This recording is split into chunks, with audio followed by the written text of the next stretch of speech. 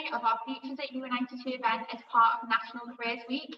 I hope that you've enjoyed our previous few days with a focus on business, media and digital, but today is a focus on our sports courses at UA92 and we have an amazing lineup for you today.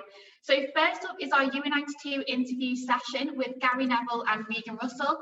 Gary is one of our co-founders at UA92 and is obviously a Man United football legend, so we'll be having a really great chat with him over the next 40 minutes, and Regan, who is a second-year physical education student, will be asking him as many of your questions as he possibly can get through. After that, we have another of the class of 92, Chris Casper, who will be giving his kind of real-world advice on how to enter the sporting industry, and he'll be talking through his career highlights to date. After lunch, we're joined by Craig Stanley, who will be giving you a flavour of how we teach our sport courses here at UA92. Plus, we'll be joined by international headhunter Sandra Hill, who will be giving her intel on how to gain that competitive edge for the world of work. So without further ado, we'll get started as quick as we can because I know there'll be loads of questions for Gary. So if I could pass over to Regan and Gary, and we'll be able to get started on our UA92 interviews slot. Thanks, Kate. Morning, everyone. Morning, Gary. Hi, Regan. How are you?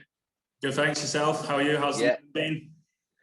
Still in London, still depressed after last night's debacle of a football match. It was a little bit misty in the second half, but at one point I thought it was because I was actually falling asleep and not to do with the weather. It was appalling and it didn't get any better at any point. It wasn't better any better at home, if that makes any consolation. So yeah, obviously you don't really need much of an introduction. I'm sure everyone joining us today, or at least most of them, will recognise you as one of the faces on their TV screens with your work at Sky. Obviously, Man United legend, as Katie said there, and co-founder of University Academy 92, which is where I am as a current PE student, as well as working as a part-time community coach at Foundation 92. So I'm really looking forward. I've got the privilege and responsibility today to speak with Gary. Really looking forward to the next 40 minutes or so. And I just encourage all of those tuning in to kind of get your notepads out if you're on your laptops, make them as we kind of discuss Gary's career to date. So without further ado, I guess we'll make a start if that's all right with you, Gary. Perfect. So I would say you most famously achieved sustained periods of success with Man United and have since gone on to work in punditry. You're in the hospitality industry as well with like hotel football, stock exchange.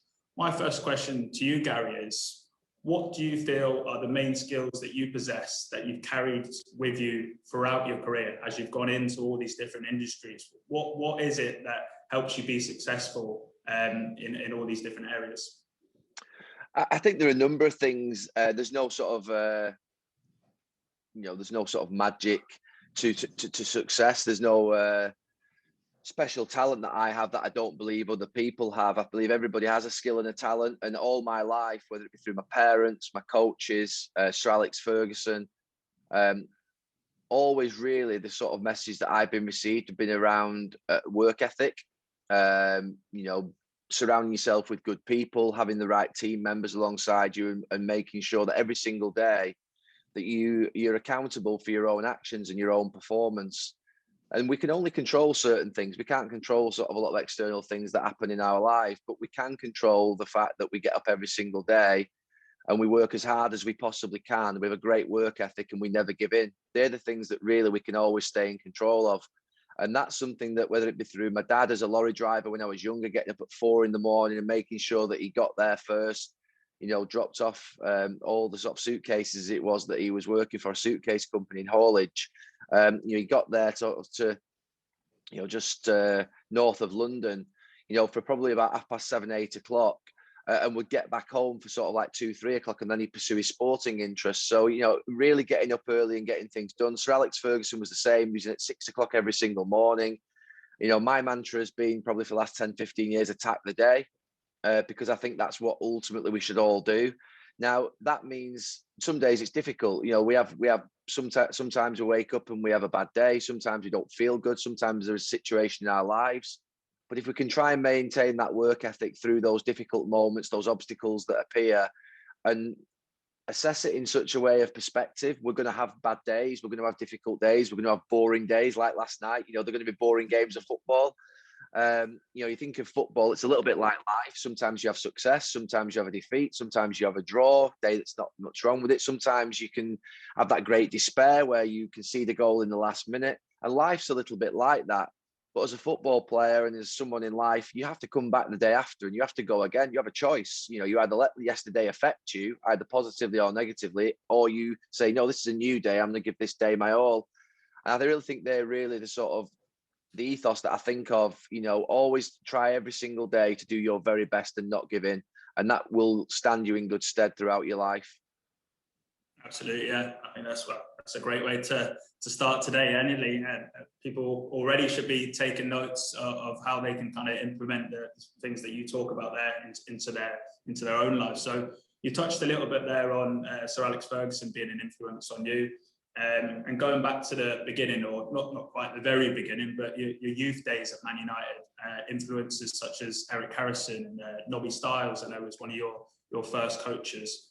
You kind of touched on it a little bit there, but how important is the balance of support and challenge? So you talk about taking responsibility yourself to get out of bed and attack the day. But when you're in that environment at a young age, how important is it to kind of get that little bit of nudge or those nuggets of information? What kind of influence did they have on you? A huge influence, and that's the one thing we can't usually choose. You know, as particularly in your sort of younger years, you can't choose your parents. Your parents are your parents. Your teachers are your teachers. Your coaches at a football club are your coaches. They're not chosen by the players. But I was very fortunate to have been surrounded by really good influences, and I have to say that that's where some of the main problems occur. And main breakdowns occur is where you haven't got the right standard setters above you, the people who really are stretching you every single day, stretching you in such a way that it's a little bit uncomfortable at times, but also you know that they've got your best interests at heart. And that's a balance that good coaches, good mentors, good parents have. They don't accept lack of discipline, lack of work ethic, poor attitude, not playing for the team, making poor decisions that you know are wrong to start with. You know, your great coaches, your great mentors, your great, you know, the parents, you know, hundreds of millions of them all around the world. They're trying all the time. I'm a parent, and I always try and stretch my, you know, my 12-year-old and my 11-year-old. You know, I get them in the gym with me now. I say, come on, we're getting up, we're going in the gym. I say, come for a run with me, and they come for a run with me. And to be fair, the 12-year-old's very fit, and now it's getting more difficult for me than it is for her. But I've always wanted to try and stretch them to be, and it's not pushing them to an uncomfortable point whereby they feel like you're pressurizing them and you feel like you're expecting too much from them. But what you're doing is you're setting the standard of work ethic and what needs, you know, what makes success. And success is about the talent and skill that you have and aligning that with a work ethic. And I always say to my children and to any young players, football players, or young people that come and speak to me, just imagine if you work an hour every single day more at something than the next person who you're in competition against. That's 6-7 hours a week, depending if you have a day off or not. You probably do. So let's say 6 hours a week, 24 hours a month, and you multiply that over a year, then you multiply that by 10 years. Then you put 2 hours every single day in extra. You are talking about really stretching ahead of the people who you are looking to compete with in your life, which is for the next job or for the next sports team or whatever it may be. And it's always doing more than you can. You'll be amazed how much you can do when you really push yourself and what you're capable of, whether that's physically, whether that's mentally. And, you know, I've had bad moments where I've lost my confidence, moments where I've felt down, I've needed support and help. And we must cover that. You know, this is not just one big relentless pursuit of success and of excellence. You do have those really bad moments. I remember going and seeing a psychiatrist for 6 months when I was playing football, when I had a relationship breakdown. I wasn't focused, I had an injury, and my head was full of mud. I was foggy in my head and wasn't clear, and I needed support. So alongside these messages that I'm giving you of what would be, make sure every single day you give it your all, you push yourself, you stretch yourself, you do more than the next person, you must also recognize that you do need support. And if you are struggling, you actually make sure you reach out to the people that you trust. Because there's no doubt that those obstacles will come. And sometimes they're little obstacles that we can overcome, like, you know, you've had a bad lesson or you've had a bad game, and you get over those quite quickly. But let's say, for instance, it's something more impactful on our lives that really we do need support and help to get through. So there's that balance between the great coaches. They understand when you're struggling, but they also stretch you to push you to the maximum of what you can achieve. Yeah, absolutely. I think what you're talking about there is just life in general. I think a lot of people just see the end product, you know, and talk about footballers on the TV screens, that they have the best lives ever.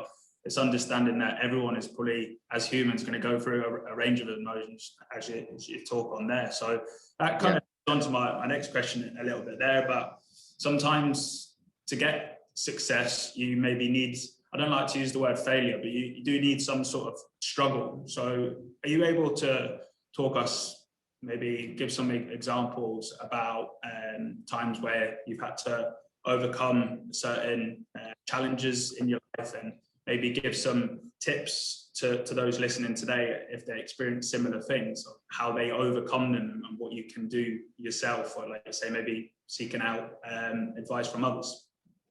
Yeah, I mean, I'll go back to that incident that I mentioned before, where I was with someone in a relationship for 7 years to the age, I think, 19 to 26. We split up. I thought I was going to get married to that person, be with them for the rest of my life, and all of a sudden it sort of ended. And it was at a period where I think I picked up a little injury at United, and I ended up in a situation whereby I lost all my confidence, didn't want to play, didn't want to accept the ball on the pitch. Wanted to get to the end of the season, couldn't see where my next good game was coming from at all, and just really went under. So that's where your personal life affects your professional life, and it happens, that crossover comes.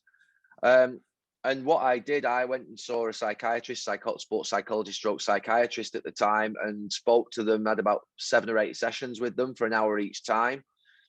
And I always like to try and simplify things, and for everybody, it's not so simple. Sometimes it is a little more complex. But for me, what they developed in me were coping mechanisms, little tricks that I play with myself when I feel like I'm going into those moments, and it's usually around perspective. So asking yourself the question: did I always expect that every day was going to be brilliant in my life? No, I think I'll have bad days. I think I'll have more bad days. I'm 46 now. I was 46 last week.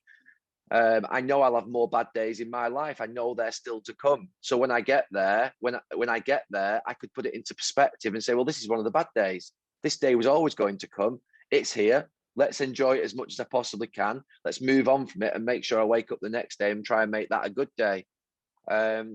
Things like if you're anxious about something that you're about to do, that could be a big game against Liverpool for me at the time, where I was really fearful and confidence was low, about thinking about simple things. I remember he said to me, why don't you, when you're about to play a big game at 3 o'clock in an afternoon, you're playing against Liverpool, and it's a really big game, there's a lot at stake, you're fearing what might happen if you give a goal away, and there's millions of people watching and the media are scrutinizing it. And he said, why don't you just think of simple things like, what are you going to be doing at 7 o'clock tonight? And I said to him, well, after every single game, I go home and I have a Chinese takeaway. And he used to say to me at 1 o'clock every single day before, every single match day before a match, think about that 7 o'clock moment. And it used to relax me. The fact that I know in 6 hours, I'm going to be sat there having a Chinese takeaway, whether I win, lose or draw. And I'm going to be in my normal environment at home, surrounded by the people that I love. And that, if you're going into an exam or whether it be a driving test, it will be over. That you know that 2 hours later it will be gone. So those little coping mechanisms that I have, which is when he used to describe it as a negative parrot on this shoulder going in this ear, and he used to say you've got to give it a positive message back from the positive parrot on this shoulder. So you've got to make sure you cancel those doubts, because anybody who says to you that they don't have doubts, they don't lack confidence at moments in their life, I believe is lying. Everybody does. This outwardly confident person will have doubts. They will have moments of difficulty where they're struggling to get through something. And we shouldn't fear those moments. Those moments are going to come. So even a moment whereby, probably the worst thing that's happened to me in my life is my father died 5-6 years ago. And it's something that, ultimately is a terrible moment for everybody. And how I coped with that was through my coping mechanisms that I developed with football, which were around the idea that, well, did I expect that my father one day was going to die whilst I was alive? And there's a likelihood that that's going to happen. And I was devastated by it, but I could put it into perspective and almost package it up in a box and make it something that ultimately I don't like it. I hate it. I cry about it still sometimes. I go and visit his grave or whatever it may be. I'm talking about things here that really do impact people. But then it's that acceptance that, these things are going to happen in your life. You're going to have to cope with them. And you have a choice the day after to either get on with your life and sort of move it forwards and take a little step forward, or you stand still. And we don't have any option to stand still in life. We really don't. So we have to find a way to edge forward slowly until we get back into our stride. And these are things that I feel more comfortable talking about at this period in my life than I did maybe 5, 6, 7, 8 years ago. And I believe it's things that young people really, those coping mechanisms and strategies to cope with these stressful moments, these awful moments that exist sometimes in our lives, and actually also the best moments when sometimes you get success and you feel like you've achieved and you've been brilliant. But when you get your degree, you have to still wake up the next day and go and get a job. And then when you get a job, you've still got to wake up the next day and go and get another job. It's not over. There is no point in this life whereby it's over when you've achieved something. So you still have to have that mechanism when you're actually successful, as well as when you're actually down a little bit. And like I say, sport taught me this, playing for Manchester United taught me this, having those sessions with the support network of my coaches and psychiatrists and parents. They always do help you build that experience. And that's why people at 46 know a lot more than they do at 16. And people at 66 know a lot more than people who are 46. Yeah, 100%. Yeah, I think you covered a lot in there. And I think people that are maybe joining in today that are thinking, right, that's from your example as a professional footballer. You can put that context into any kind of walk of life. And I think what you're talking about there, about the one on the shoulder, it was a guy called Steve Peters, the chimp paradox. It's a similar principle that you always have that negative and positive talk or whatever. I think whatever. Well, I worked with Steve Peters for 2 years. He was, whilst I was with England with Roy Hodgson, he was our psychiatrist. And it's interesting about how he would work more with the coaches than he would with the actual players, because his view was that he needed to coach the coaches to ensure that their messaging was, one, embedding with the players, but two, that the players were feeling comfortable and positive around what we were saying to them. And that doesn't always work. I know it didn't work particularly maybe in those instances, but Steve Peters I work with directly. And like you say, when you're somebody who's delivering a message to somebody, you've always got to make sure that you understand that message is good for them and that they, it's delivered in the right way. Yeah, absolutely. So I think move on to a bit more now about the roles that you're kind of doing today. As we kind of mentioned earlier, you're involved in the hospitality industry. You obviously do your work with Sky. How important is it for you to kind of utilize organizational skills and have that leadership and be able to kind of manage your day? And again, just to add context for people that are kind of listening in, we might have college students or people that are, working jobs alongside doing other things. What would your advice be in kind of how you manage your day effectively? I have to say, I got it wrong in my first 5, 6, 7 years out of football. Far too erratic in my timetabling, far too, to the point whereby I've got so many projects and I was trying to do everything. I was too sort of, call it in the weeds, almost in the detail of absolutely everything and trying to be in the detail of everything in each business, and you can't be. And it's like that in life. I think when you take on different things, it's really about prioritizing things. What's important? What do I need to do? When am I going to do it? I'm a lot better in the last 2 or 3 years in terms of managing my time. That balance is really important. That balance, I never really saw before, the balance between the social side, the professional side, the personal side. I got that balance wrong, and a lot of people do. They either spend too much time socializing and not enough time on the professional, or vice versa, or they might spend too much time on the professional and social side, but not with the personal side, with the family or whatever it may be. I'm a lot better now. I've made some decisions in the last 3 or 4 years. So, I always train 4 or 5 times a week. That's a non-negotiable, for health and well-being, productivity, mental health. I always train 4 or 5 times a week. I always try and have an afternoon off a week. That's something that I've put in. I think that I read a book a couple of years ago, which really helped me around, this idea that we're always looking forward to the retirement in our lives, that moment where we can go and lie on a beach. But actually, that's not the reality. we need to try and create what would be little retirements, small retirements in our lives. Even when you're 18, 16, 15, 22, we almost need to try and create what would be lots of little retirement periods during the year, so that actually you have almost like that week off where you might have a digital detox, you might completely go away, switch everything off. And that's like almost like a mini retirement. You might every 3 years say, I'm going to do a month somewhere, whether that be over Christmas or whether that be in the summer. You have that period in your life where you just completely escape, you stand still, you reflect, where am I going, what am I doing? So I'm completely different around that now. I used to think that it had to be relentless all the time. This attack the day, get up at 6 in the morning, run fast as you can, but you burn out. So whilst you do have to work hard, you have to have that great work ethic. I think it should be aligned with a really good plan about what it is that you need to do. So if you're about to embark upon, let's say, a 3-year degree, because we're talking about UA92, you know you've got that work to do. That's a non-negotiable. You've signed up to it. There might need to be a point whereby you need to earn some money in that period. So when am I going to work? Where? How am I going to work? And what time am I going to work? When am I going to actually spend time with my friends? And how am I going to do that? When am I going to go out for a drink? And when am I not going to go out for a drink if I wanted to do that? When am I going to socialize? And when am I going to train during the day? Whether that's a walk, a bike ride, a run, the gym, what point in the day am I going to train, and how am I going to fit that in so it's best for me? We really should think about this a lot more, because that balance in your life that, we don't tend to think about it. We just almost end up being driven by our phones. This rings, we'll do it. Someone says, come here, let's go for a meal. We'll go for a meal, we'll go for a walk, we'll go for a walk. Let's plan it a lot more and be less reactive. Sometimes you have to be instinctive. And sometimes it's good to be instinctive, say, right, I feel like doing this, and you go and do it.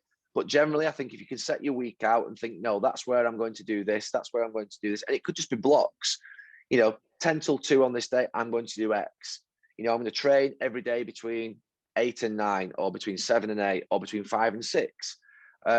You really set your sort of timetable around those things then. So for me, that's what I tend to do now. And I know a month in advance of what I'm going to do. And I leave 1 day a week blank. Try and leave 1 day a week blank if you can, just for you, for your time, for your headspace. I really got it wrong in the first 5-6 years out of football, but I'm a lot better at it now because I think a lot more about it. Yeah, I think what you're talking about there is finding the right balance, really. And I think if people can find something that they enjoy, or they have a purpose to what they're doing, if it's something that you're good at, and you're having a positive influence on others, whatever kind of line of work you go into. So in a kind of sporting world, as this kind of day is dedicated to the sporting kind of industry, we might have some budding coaches, teachers, psychologists, nutritionists amongst us today. What would your piece of advice be for these people that are maybe thinking about going into that industry? They might be very close to starting a job in that industry, or they may be thinking about going to university and then going there. What's your advice for these kind of next generation, I suppose? Well, the first thing that I would say is to speak positively, just generally, about working within a sporting atmosphere, in a sporting environment. It's energetic, it's vibrant, it's a brilliant place to be. You've got usually a really good, enthusiastic place to go. So for me, I would say, I get asked the question quite a lot, what would I be if I wasn't a football player? And I always say, the only thing I can say is it would have had to have been something in sport. Whether that be leisure sport, and it could be PE teacher, or whether it could be in, gyms, or PT, or sports science, or professional sport, or sports management, the media of sport, journalism of sport. I just feel like, for me, I'm passionate about it. And if you're passionate about sport, then pursue the sector in the world that you like, because there are such a big market now, the sporting industry. It goes beyond what would be professional sport into health and well-being, nutrition. We're all becoming more aware of how important these things are. Preventative measures around health is related to sport and health and well-being, sports science. So for me, I've got nothing but good to say. My whole life has been built in sport, whether I'm going watching my mum play rounders, hockey, netball, my dad playing cricket, going to United from the age of 4, going watching Bury when I could. Now I go and watch Salford in the Premier League games. I'm privileged to do so. So absolutely go into it. It's something that you should do if you're passionate about it. And then I would say develop your skills, and become really good at something within sport. So You know, I spoke to a student the other day that was considering coming to UA92, who wanted to be a sports journalist, and I asked them, you know, what did they see sports journalism as? Because I see sports journalism now as being very blurred in terms of the social media, digital platforms, blogs, podcasts, almost like modern journalism, I would call it. But this person saw it as being the traditional form of journalism, which was match reports, stats, detail, writing down sort of, you know, 10,000 words almost and doing a real sort of what would be investigative piece. And I thought, well, that's brilliant. I said, because there is still a place for that. Less of it, but there's still a place for it. And if you can do that, you can always adapt to go into what would be the more short form content. But if you are a journalist now and you're doing sort of, you like writing pieces, you know, think about the fact that could you become someone who sets up a podcast, someone who then learns to edit video, you know, starts to produce your own content and films what you're doing, because I think the idea of agility is important. But if you can focus on something and become brilliant at something, then you'll have great success. However, I think a little bit of agility, I think making sure you develop other skills alongside it so that you're not what would be parked in a box and you've got nowhere to go. You know, you do need in an ever-changing world, particularly with regards to digital, so the way we meet, I think, of Sky Sports. You know, 10 years ago when I joined, there was no podcast, there was no interviews for website, there were no sort of Facebook, Instagram lives, and all the various things now that they do at Sky Sports to build their digital profile. You know, it didn't exist. It's now, I would say, a lot of their drive, whilst obviously buying sports rights, is towards that digital content. So agility, but also really focusing on something and becoming very good at it. But it's a brilliant space to go into. Don't hold back. Go for it. That's my plan anyway. I'm sure there's a lot of us joining us that are kind of as passionate as yourself and myself in that terms of things. So the sporting world is also notoriously hard to get into. It's not necessarily a place where, you know, job advertisements are put out there, you know, on websites or whatever. Quite often they're not advertised at all. So what would your advice be for people that are looking to get into this kind of competitive world? You know, when you think of the football clubs and whatever, so many people want the same thing. What would your advice be to kind of maybe stand out? Or how do you get to that position? So you're sat across that table and you've got that opportunity to take that job that you've always wanted. I think firstly is focus on yourself. Don't think about too much the sort of what would be the end goal. I want to be the head of sports science at Manchester United. That's a million miles away when you're at university and you're graduating. That's a long way away. Think about the days that are in front of you, that what you're going to do to get there. So build your relationships, work as hard as you can, make sure your quality of your work is really good.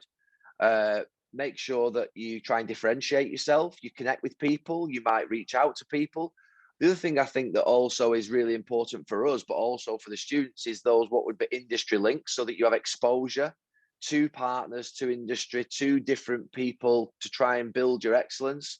You always remember when, you know, our commentator at Salford City now is someone that we took as a student 4 or 5 years ago.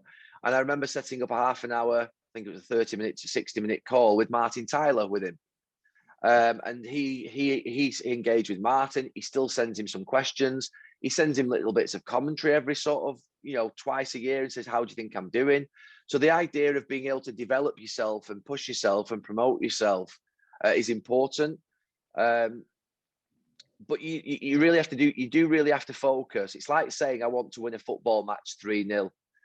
You're only going to do that if you start off in the first 5 seconds really well, and your first pass is good, and your first tackle is good, and your first cross is good. And then, you know, then you win the match through all these different sort of hundreds of thousands of actions. You get to where you want to be.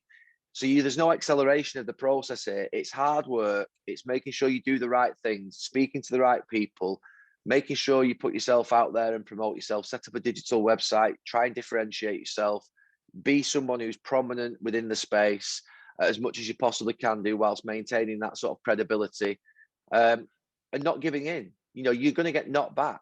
You are going to get knocked back. You're not just going to go from being here to there. You're going to end up going from here to here. Then you'll get a little ray of light and there'll be a little bit of hope and someone will give you a chance. And that's what happened. It's no sort of quick fix. If you think of a football career, I played 600 times for Manchester United. And at the age of 16, when I joined, if you'd said to me, you're going to play 600 games for Manchester United, I would not have been able to have seen all those days of training and travel and all the things that I did to get there. But day by day, you can get there. But it took me 15 years, 20 years to get there. And that's what's going to happen with regards to sports science and journalism. You're not going to go and be the editor, the sports editor of a major newspaper in this country in the next 2 years if you're just starting now. But you might get there in 20 years. This is a long journey. You know, there's no, this is a long journey. It's really for it's endurance. It's not a sprint. And you really have to be prepared.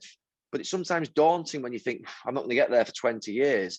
But actually it's not, because all you can do is think about that day, that next week, plan that next month. What are my targets this month? And I always have my coach sit down with me every month and say, right, what did you do last month? What did you do well? What didn't you do well? What we're going to achieve in this next month? Where we're going to be? What we're going to work on? What extra work are you going to do? And we have that personal mentoring and coaching at UA92, but I had that with regards to my football career. You really do need that just to break it up into bite-sized chunks. Yeah, absolutely. I think the two words that are coming into my mind there, and I know you kind of use them yourself in your own kind of life, and that's relentless and resilient. It's kind of that relentless work ethic to get to where you want to go. Keep going again and again, but that resilience to accept that there's probably going to be knockbacks, and like how you think your route is there, it's going to be like that. The famous picture with the squiggle in the middle, success isn't straight lines kind of thing. So yeah. I've got kind of final two questions here, making sure that I'm kind of covering all bases. So I wanted to ask you, Gary, as an employer yourself, you know, co-owner at Salford City in the hospitality industry, what is it you look for in people and why? Enthusiasm, good spirit. I like being with them. I like talking to them. I like actually to be prepared to engage with them. I don't go anywhere with anybody unless those first two or three things are met. So forget qualification, forget, you know, how good you are or how good your work might be or how good what you've done before. You know, I've got to like you. I've got to think that I believe in you. You've got to believe in yourself. You've got to give me that feeling that, you know, I really want this. I'm desperate for it. I want to do it. I'm enthused.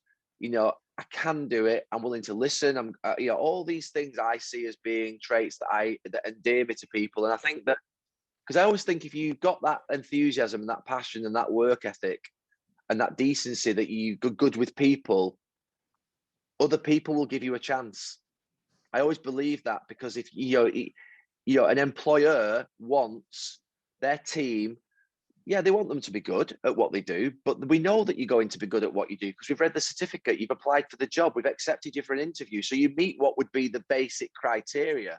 The differentiator is going to be those little bits of character trait and personality that you can bring in and be yourself, go for it, work hard, commit, immerse yourself in what you're doing and commit. And all the people at work, I mean, I go to our hotel football, even now 3-4 times a week, the staff are still there, planning for reopening. The energy, the enthusiasm, and the way in which I don't see myself as being their boss. I'm not. I see myself as being part of their team. You know, it's their team. They're doing the work. They're the ones that are achieving, you know, the service, the guest satisfaction, the quality of the food, the quality of the experience of the stay. And I'm the one who basically wants to make them feel inspired to be able to come in every single day and enjoy what they do. So my job as a employer is to make sure that I give them an enthusiastic environment that's vibrant, that basically means that, yeah, they work hard, but they look forward to coming in every single day. Their part for me is that they commit to me, they work hard, and they do their very best. So there's almost like that handshake between, and that, the employer is looking for people who commit to them and basically do their very best. They really are. Yeah, I think it's being on the same page, isn't it? You know what they want, you know what you can bring, and you kind of, like you say, marry together. If you can get that combination, then you're onto a winner anyway. So I'm sat here, Gary, as a second-year PE student due to graduate in the summer of 22 next year. We might have some more future graduates that people are thinking about joining UA92. That might be that next step in pursuing their career, whatever it is they want to do, or if they're still trying to figure that out. What are you hoping, and what was the kind of reason behind UA92? What are you hoping it produces in terms of what the people that go there go on to do? We want the people I've just described, we want them to be employable. We want them to walk into an interview enthused, skilled, committed, resilient, relentless, understanding the importance of these character traits and these things.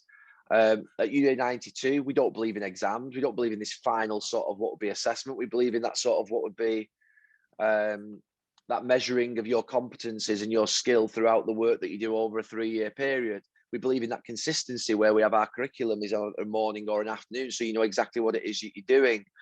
And we want people to come in and feel like it's not overwhelming and it's not something that's, it should be enjoyable.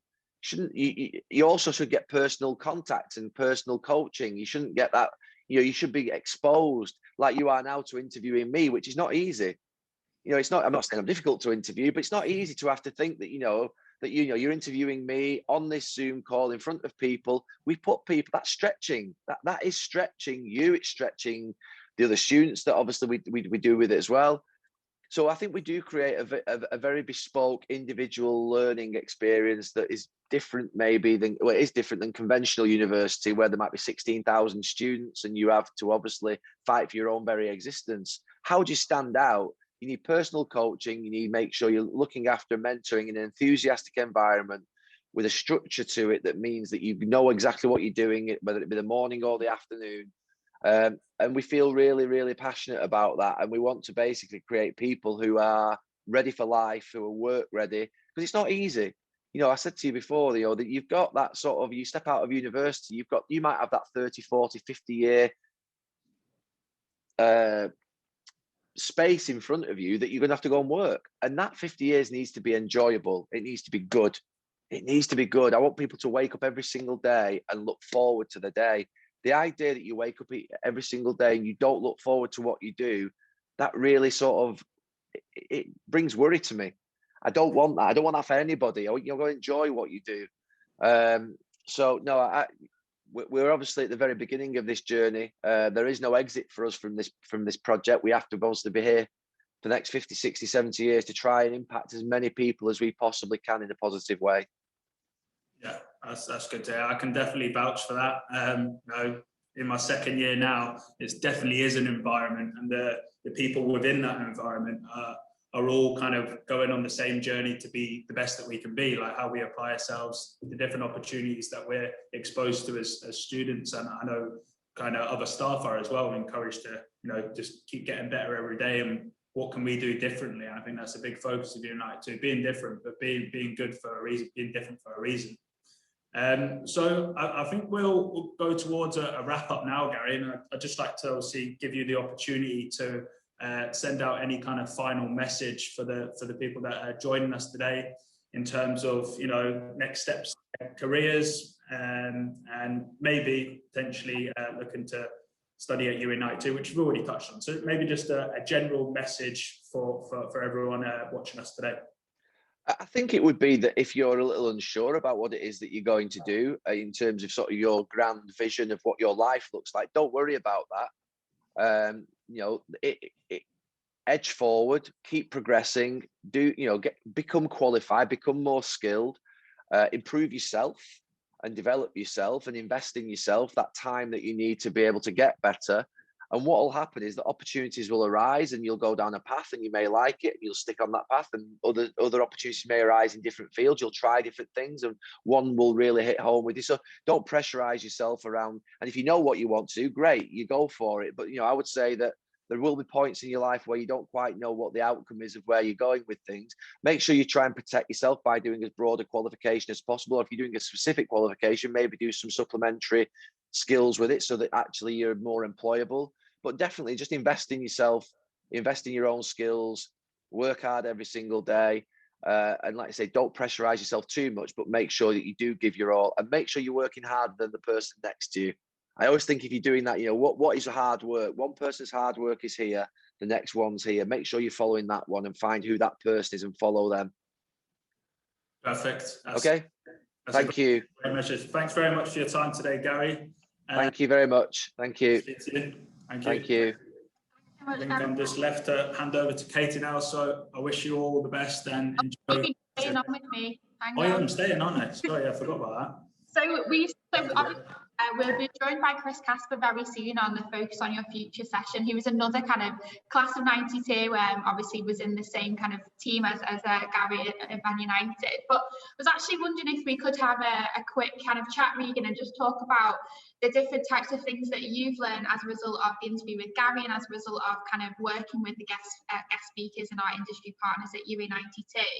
So obviously Gary really focuses on work ethic, and that seems really important to him as a businessman, as a manager. So how do you, as a student, try and embody and strive to be your best self? I think you've got to know what you want to do and set yourself the goals. So in terms of like the actual uni work, you know, when you're writing assignments, doing case studies, working within a group, doing practical work, what do you actually want to get out of that, and what you kind of aiming for? For me, that's first class grades. I kind of do that in everything that I do, aim to be the best. And you know, if you did fall this short, then so be it. You've probably done a pretty good job anyway. So I always try and apply myself in the best way. I feel like I've got to a place where I'm quite aware of what I am good at. I'm not the package, you know, I'm still learning. I'll continue to keep learning throughout my whole life, really. When you talk like going into group settings there, what am I good at? I feel like I'm quite well organized. I can lead to a certain extent, I'd like to think anyway. So I know that I'm good at that, and then I try and look at how I can use other people's skills, or you know, get to know people, even if I don't know that person across me. What are you good at? What do you enjoy doing? You're just kind of building relationships with people, and I think that can help you in terms of group projects. You know, produce a really good bit of work. I'm talking about that now because I'm doing that as we speak. But as an individual, I just try and put myself in environments where I can learn, I can improve, and I am quite clear in my head. I think I do have the benefit of knowing the kind of jobs that I want to go into and what I want to kind of achieve in my life. And now that's upstairs, it's always going to be there. So everything that I do, I try and see the opportunity in it, even if it's hard.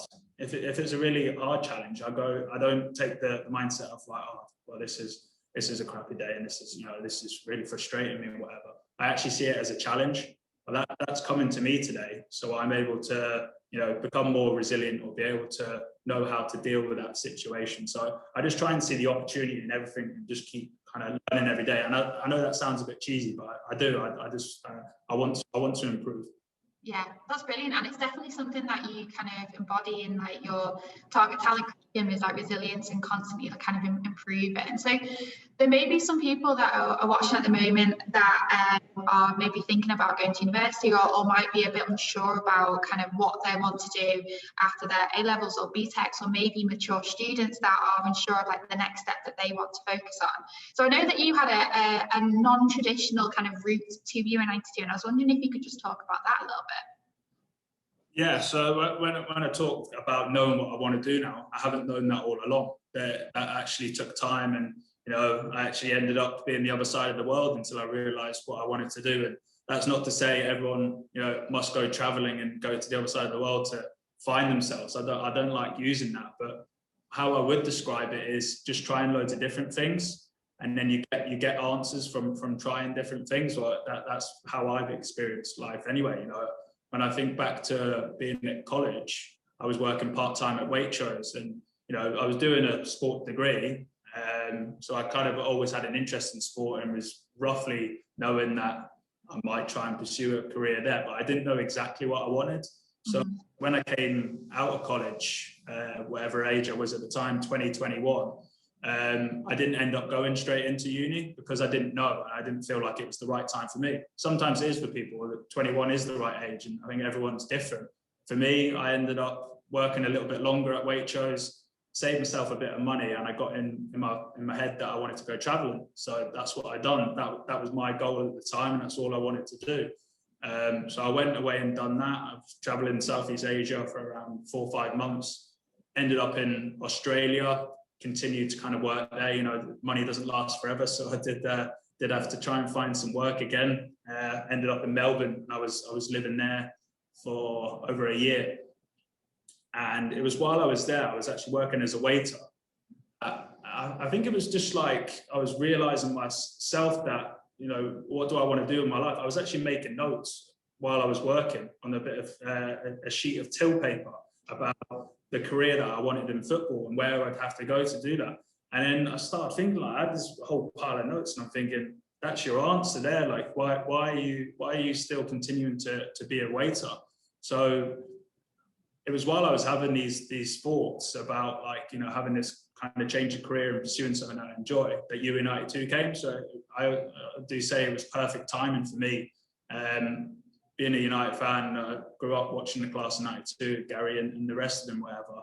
Then making a university seemed like it was made for me, as I'm sure it is for other people. You know, the world doesn't revolve around you, but it was like, that's me all over. So obviously, once I heard about it, I made the decision to get here as quick as I can, apply. How do I get in there? What do I have to do? And here I am now. And like I say, it was just a combination of that come along at the same time, and now being aware of what I do want to do and where I want to go in terms of my career, that I'm feeling quite good in myself. And I'm happy. I wake up energized. That's brilliant to hear. And I know that it does sound a little bit kind of cheesy, like finding yourself at a later date and kind of going to Australia and being on the other side of the world, but sometimes that needs to kind of happen for you to realise, oh, this is what I want to do. What are the steps that I can take to get there?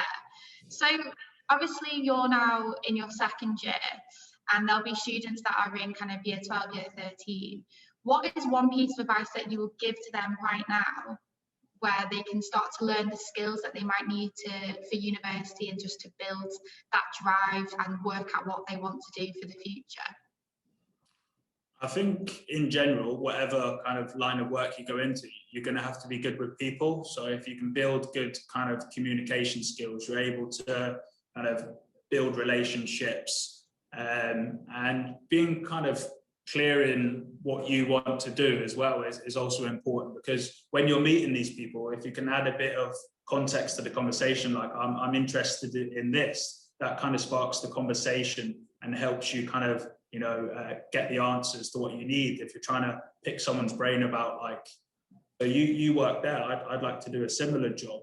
What skills do you have? So it's being able to kind of learn from others. And if you are, you know, you're at the stage where you're thinking about going to university or whatever, I do think it's a great decision if you kind of roughly know what you want to do, because you have a 3-year period there where you can figure out and build all these skills. And I think UA92, obviously, as people may or may not know, has that kind of character traits and personal skills at the core. And I do think that's really important to have, and that's what will kind of put you above other people when you're going for the job. So in terms of advice, I would say ask yourself a few questions like, what do I enjoy? You know, what am I good at? Already start writing down your strengths and skills, and then from there you can make another list of what else you might need to do, like what other skills do I need to develop. So just imagine the person in that job that you want to do, what are they good at, and what are they good at that I'm not good at yet? And then simple as that. Well, simply said rather than done. Like Gary was saying, it might be a whole kind of process and years ahead where you build them skills before you get the job that you want. Yeah, definitely. And so obviously you've been here for 2 years now. Could you tell me about maybe a highlight that you've had while you've been at UA92 or outside of UA92? Because I know you do a lot of work for Foundation 92 as well. Is there a particular highlight that pops out? Yeah, quite a few really. I suppose in terms of uni, the guest speakers that we've had Phil Neville come in. Obviously he's gone elsewhere now, out in Miami right now. There's people like him coming in. I think they're great opportunities. Me particularly, having an interest in coaching. You have someone like that has played and coached at the highest level, kind of thing. It's really good to get that insight from them, and also have the opportunity to say, like, pick the brain and ask questions. So that's been the main highlights when we've had these guest speakers come in, and we've had insight days. Man United Women's been down at Salford City's Academy. So they've been the main highlights in university. Outside, say working with the foundation last summer, I think it was July, I got the job there, and within 2 months I was coaching alongside Ryan Giggs. So for those, I'm sure most people will know anyway, like again, Man United legends and current Wales manager, he came down to one of the sessions that we were putting on in Salford, and again, just the opportunity to listen and learn from them, and obviously having the kind of privilege to coach alongside them and getting him to give feedback on my coaching is an experience that I don't think, well, I wouldn't have got anywhere else really, I don't think. Yeah, and obviously your interest is in coaching. So for those students or non-students that are interested in coaching, what's one thing that they can start to do, like today, this week, this month, to get them on the path for coaching, to build that experience? What would you recommend? Find a club. This was a bit of advice that I got from Phil Neville. It says associate yourself with club, attend kind of seminars, webinars, what that is. So mine's football specific. So I'll be looking at, doing courses with the FA. I join a lot of webinars, which the Manchester FA have set up in all this lockdown. So doing calls like we are today, and kind of people talking you through different aspects of the game, but not everyone's going to go in football. So finding the team relevant to the sport that you want to go into, or the particular kind of industries. Sport industry is its own thing, but we've got kind of subs within that. But I'd say try and find somewhere where you can kind of learn from other people. I think a lot of it to start with in the sporting industry is volunteer work. So you might have to kind of seek out opportunities there.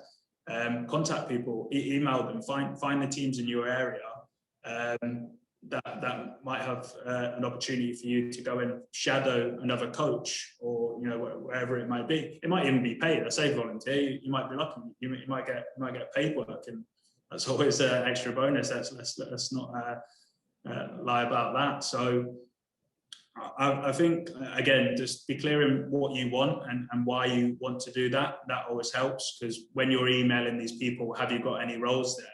If you're also able to add in, this is my reason, I'm currently attending here and I'd like to get some more experience. People will relate to that, because you've got to remember, everyone's probably been in a similar position to you. Well, we've all been, a certain age at one time. Not quite, you know what I'm trying to say. Like if you're contacting a 14-year-old, they've been 18 once, and they kind of maybe on a similar path to you. They were in the same position where they were at uni and they were looking for that kind of opportunity, looking for that in. So I'd say, yeah, just try and contact people in your area, associate yourself with someone, and in the meantime, just keep improving your knowledge. Like attend webinars, look out for stuff.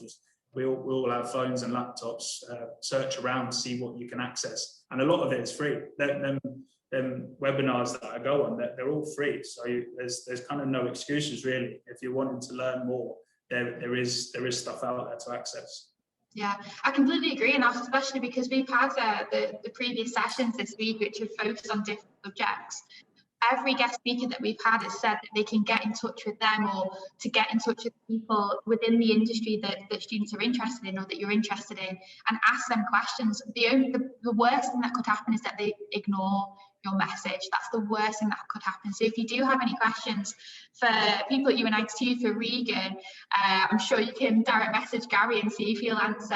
Message people on LinkedIn, connect with them. I think it's really important just to get your name out there and ask those questions and say, what do you think my next step should be? Or do you have any experience that I could kind of work on with you? I think that's really important. So what is the future for Regan? Like, what is so obviously you're in your second year, you've got one final year here at UA92.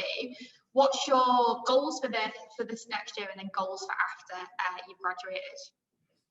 So I think within the next year, I'm looking to achieve the highest grades I can. I'm coming towards my final year, got the last bit left of this, and then I'll be graduating, I think it's April next year. So I want to kind of look at graduating with the highest grades possible. That's one of my main targets.